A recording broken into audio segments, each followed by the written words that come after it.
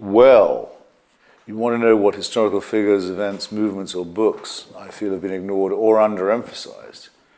in the public education of young people. If you mean in the United States, I think that the study of the founding of the country, the emergence of the United States as the world's first and only, still only, secular democratic republic, federal republic, is terribly understudied these days. The likelihood that there wouldn't ever have been a revolution if there hadn't been a inter-imperialist fight between England, Spain, and France. The likelihood that it could have been just a rebellion of colonies wanting to hold on to their old English privileges. The extraordinary odds against there being an Enlightenment revolution sponsored by people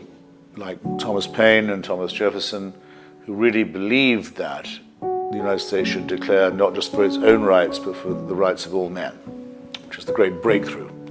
based on the writing of John Locke and other Enlightenment figures, is the most ignored and underemphasized. Instead, we get happy stories about George Washington crossing the Delaware and matters of this kind that are later replaced by the stories of Parson Weems about George Washington being a moral hero and a sort of Superman, which don't show the grit and the grain of how revolutionary our revolution was. If I could change one thing, it would certainly be that.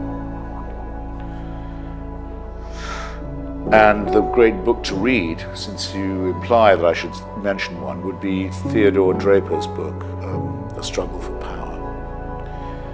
which is a very good history of the germinal events without which the American Revolution couldn't have taken place or would have taken a different form.